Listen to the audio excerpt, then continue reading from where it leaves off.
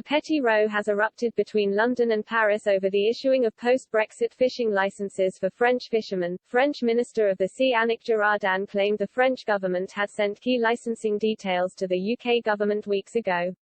It comes amid concerns that fishermen in Hauts-de-France, Breton and Brittany have yet to be granted a license to fish in the UK's 6 to 12-mile exclusive economic zone (EEZ), but the UK government said the information was only received this week, with officials accusing France and the EU of being misleading.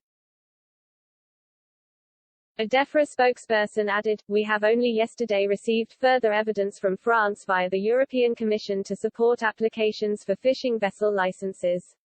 It is understood officials are becoming increasingly concerned about the approach taken by France towards the licensing of vessels." One Whitehall source added, "We are trying to work constructively with France and the European Union, but they seem to be sending misleading messages. Cooperative and honest working will get results."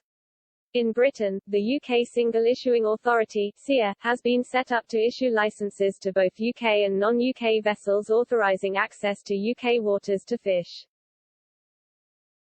The row came as government chiefs on Guernsey called for the island to have its own power supply after France threatened to cut off electricity to neighbours Jersey if they continued with the implementation of a new licensing scheme which is required under the UK's Trade and Cooperation Agreement with the EU.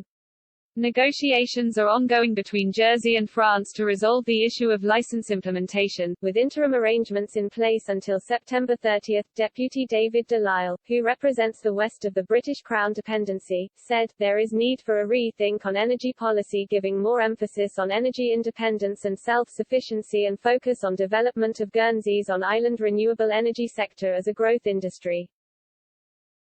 Instead of backing nuclear power through another cable from France, our government needs to invest in renewable energy including solar, tidal and wind power and its people.